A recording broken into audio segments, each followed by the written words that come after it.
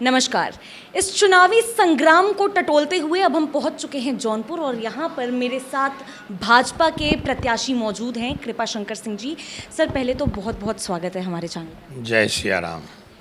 Sir, मेरा सबसे पहला सवाल, बीजेपी जो 400 का नारा दे रही है, 400 पार, वहीं पे जो विपक्ष दल है वो बार बार ये कह रहा है कि 400 हार देखना पड़ेगा, 400 पार का तो सवाल ही नहीं होता। क्या कुछ कहना चाहेंगे इस बारे में? विपक्ष के पास मुद्दा होना चाहिए, 400 पार हार में नहीं जाना चाहिए। हमारे प्रधानमंत्री ने 400 पार का नारा दिया है तो देश के लोगों के लिए दिया है कि अगर 400 पार बीजेपी और हमारे जो एनडीए है उनके साथ का, तो वो नारा जो है कि विकसित भारत बनाना है, इस देश को आत्मनिर्भर बनाना है, इसलिए 400 पार की बात कही।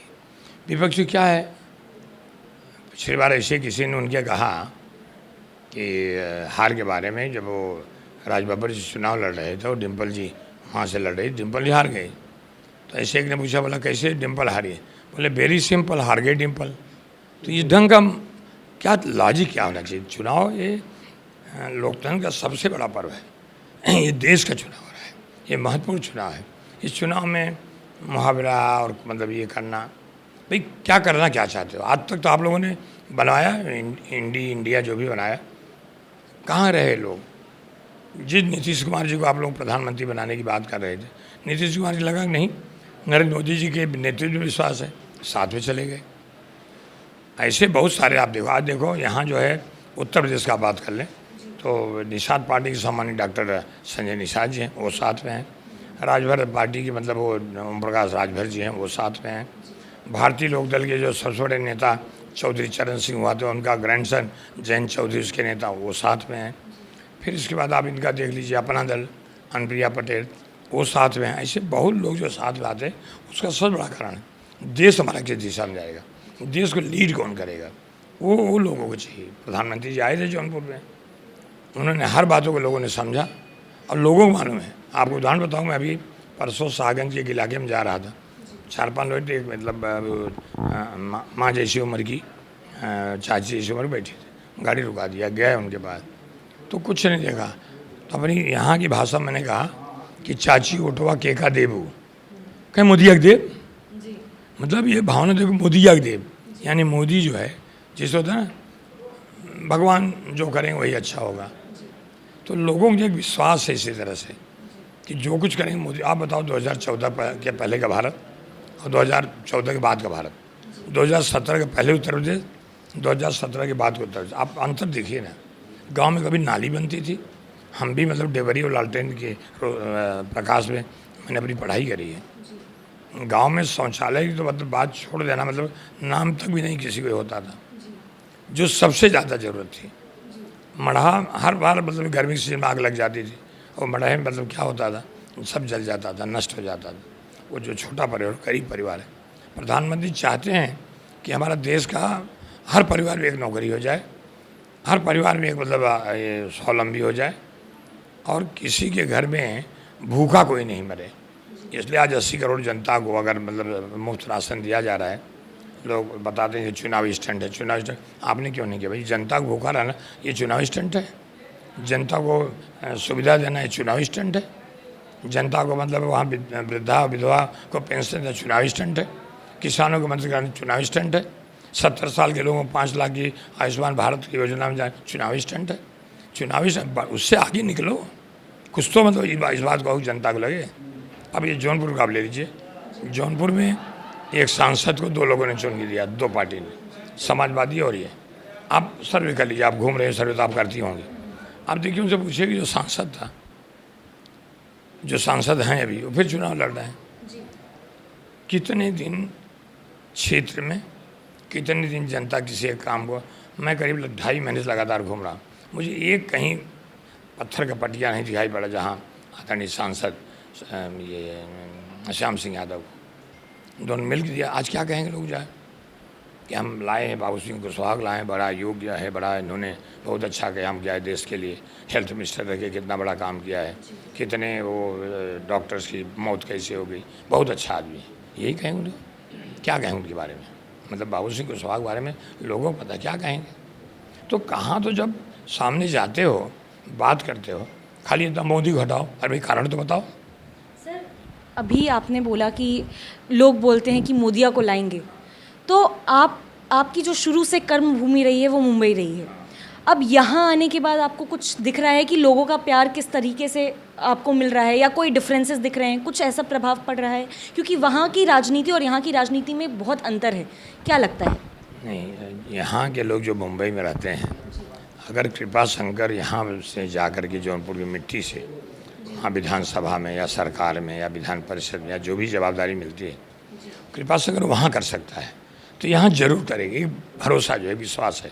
हर लोग चाहते हैं अपने माँ बाप के पास रहें, अपने माँ की सेवा करें, नहीं जाना पड़े, मजबूरी है, भूखा पेट हम लोग लेके जाता है। और मैं महाराष्ट्र का भी उपकार मानता हूँ। महाराष्ट्र जैसा राज्य कोई हो नहीं सकता। मतलब हमारे यहाँ गांव में एक आदमी कोई नवासा आ जाए कहीं से, जब उसका खेत बिकवा नहीं लेंगे तब तक उसको पीछे पड़े रहते हैं। हम लोग वहाँ गए हैं, परिश्रम किए हैं, और कोई हमारा बैकग्राउंड नहीं कि हमारे माँ बाप या कोई परिवार का आदमी हमारे इसमें हो, राजनीति हो, लेकिन मेरे जैसा आदमी अगर मतलब वहाँ ही हो जाता है, ऐसे बहुत सारे लोग हैं। तो लोगों का अपेक्षा है मुझसे, और मेरी खुद की इच्छा है, उनकी अपेक्षा मेरी इच्छा, कि यहाँ उद्योग आना ही चाहिए। सर, अभी आप उद्योग की बात कर रहे थे। सबसे ज़्यादा जो आईएएस निकलते हैं वो जौनपुर से निकलते हैं पूरे देश भर में, लेकिन यहाँ की जो सिस्टम है, एजुकेशन सिस्टम, थोड़ा सा डमाडोल नज़र आता है।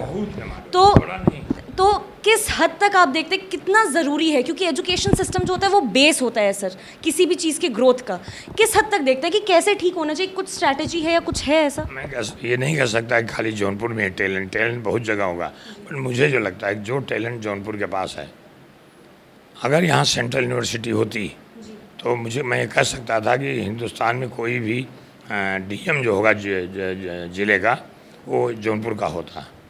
इतना मतलब इतना टैलेंटेड लोग हैं।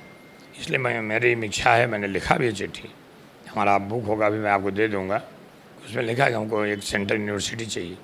यहाँ का हमारा फर्टाइल ज़मीन है, बहुत मतलब उपजाऊ ज़मीन है। यहाँ पे आलू बड़ी अच्छी मतलब पैदावार होती है, लेकिन प्रोसेसिंग यूनिट नहीं है। भून के खा जाएंगे, सब्जी में खा जाएंगे, यही रह गया। ऐसे गेहूँ का है, ऐसे मतलब यहाँ मक्का होता है, ऐसे यहाँ पे गन्ना होता है। गन्ना की एक शुगर मिल थी सागन, वो भी बंद हो गई। मतलब सोर्सेज हैं लेकिन यूटिलाइज करने का तरीका नहीं है। सोर्सेज लगी नहीं, यूटिलाइज नहीं हुआ। आज जौनपुर में 900 एकड़ ज़मीन अभी सागन के पास पूर्वांचल एक्सप्रेस पड़ी है। सतरियाबाद, मुगराबाद साहब में बहुत सारी ज़मीनें पड़ी। इंफ्रास्ट्रक्चर अब हो गया, पहले नहीं था। मतलब सड़कें चारों तरफ से हो गई। 35 मिनट जौनपुर से आप बाबतपुर हवाई अड्डे पर जा सकते हैं, आप रेलवे स्टेशन जा सकते हैं, इधर वाराणसी, इधर प्रयागराज, इधर लखनऊ, तो बीच में जौनपुर है। और वाराणसी जो है वो काशी कहा जाता है, जौनपुर को लाहौरी काशी कहते हैं, यानी छोटी काशी। लेकिन यहाँ बता रहा हूँ मैं आपको कि यहाँ की ये यमदग्न ऋषि मतलब धरती है, ये बहुत ऐतिहासिक मतलब जौनपुर का मतलब ये है। लेकिन बस क्यों नहीं हो पाया, उसका सबसे बड़ा कारण था इंफ्रास्ट्रक्चर नहीं था।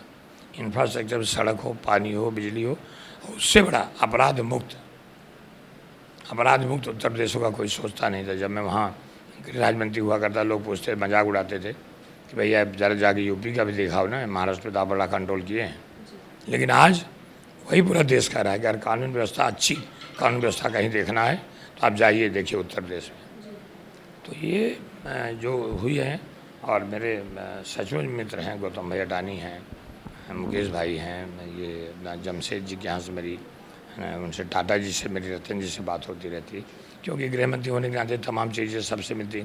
सबसे मैंने आग्रह किया, और सबका कहना है कि हम अपना आदमी में भेज के सर्वे कराएंगे, और जो भी उद्योग लगा सके लगे। बहुत वो भी लालाई थे भाई, वो तो उद्योग वाले हैं। यहाँ सच में पहली ज़रूरत यहाँ पे है कि एक औद्योगिक, यानी मैं क्या कह सकते, इंडस्ट्रियल कॉरिडोर। आज खाली सागंज और सीडा को मिला दें तो मुझे लगता है कि सारी सुविधाओं का मतलब ये हो जाएगा। उत्तर प्रदेश में आदरणीय मुख्यमंत्री जी मुंबई गए थे, इन सारे लोग साथ मैं भी बैठा था उद्योगपतियों के साथ, तो वहाँ पे लगाने की बात है।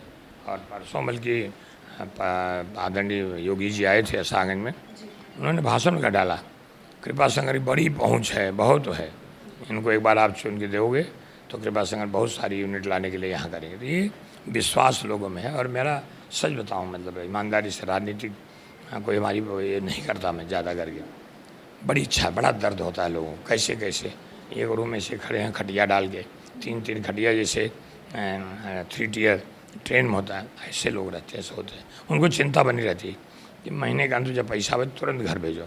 मतलब अभी तो लोग परिवार लेकर रहने लगे हैं, साल साल 2-2 साल तक कोई परिवार लेकर नहीं जाता था। बड़ी विडम्बना थी। आज तो भगवान दया से परिश्रम करके जौनपुर के लोग वहाँ मुंबई में डॉक्टर, इंजीनियर, कॉलेजेस, फैक्ट्री मालिक, ये सब बहुत हो गए। तो वो परिश्रम जब यहाँ करेंगे तो जौनपुर जौनपुर हो जाएगा। सर, आपने अभी मुद्दों की बात करी है, ऐसे कौन से आप ज़मीनी मुद्दे देखते हैं? क्योंकि बहुत सारे ऐसे मुद्दे होंगे जो लोग आपसे उम्मीद लगा के बैठे होंगे कि अगर ये नेता आते हैं तो शायद हमारी ये जो दिक्कतें हैं उनका कहीं ना कहीं से सॉल्यूशन निकलेगा। तो ऐसे कौन से आप ज़मीनी मुद्दे देखते हैं जो आपको लगता है कि तुरंत इस पर काम करना बहुत ज़्यादा ज़रूरी है यहाँ के लोगों के लिए? रोजी रोटी और बेरोज़गारी जी, ये ज़मीनी मुद्दे हैं, ये बहुत तकलीफ देते हैं। हर परिवार को लगता है, बच्चा बड़ा होता है, जॉइंट फैमिली होती है, शादी हो जाती है, शादी होने के बाद पढ़ते पढ़ते ही उनको मतलब बेटा या बेटी के बाप बन जाते हैं, और जब निकलते हैं उनको नौकरी नहीं मिलती, बड़ा कष्ट होता है, बड़ा अंदर से मतलब डिमोरलाइज हो जाते हैं, और कई लोग तो ऐसे चले जाते हैं, डिप्रेशन में चले जाते हैं। तो वो सब ज़्यादा ज़रूरी है, और ये तभी संभव है जब उद्योग लगेगा। सर, अगर यहाँ मान लिया जाए कि जौनपुर की सीट से आपकी जीत का ठप्पा लगता है तो कौन सा ऐसा पहला मुद्दा होगा जिसे आप उठाएंगे, और कौन सा ऐसा पहला काम होगा जिसकी आप शुरुआत करेंगे एज अ डेवलपमेंट? उद्योग लगानी मेरी प्राथमिकता है। उसके साथ साथ 3 महत्वपूर्ण चीज़ें हैं। एक तो सेंट्रल यूनिवर्सिटी, एक एग्रीकल्चर यूनिवर्सिटी एंड मतलब ये रिसर्च सेंटर, प्रोसेसिंग यूनिट, और तीसरा हमारा जो मैंने एम्स की बात करी है, और चौथा हमारा उद्योग लगाने के साथ साथ सब ये बहुत ज़रूरी है। 4 चीज़ें बहुत ही ज़रूरी हैं, और उसके साथ साथ पावर प्रोजेक्ट। आज पावर प्रोजेक्ट क्या यहाँ कोई मतलब ऐसा नहीं है करके। तो ये थे हमारे साथ बीजेपी प्रत्याशी जौनपुर से कृपाशंकर सिंह जी। इन्होंने काफ़ी कुछ बताया कौन कौन से ऐसे मुद्दे हैं जिन्हें ये उठाने वाले हैं, किस तरह से यहाँ का जो आगे की पूरी प्लानिंग और स्ट्रैटेजी है, कैसे भाजपा यहाँ आगे फोकस करने वाली है अगर यहाँ पे जीत का ठप्पा लगता है तो। मुस्कान ओझा, नौ नोएडा के साथ।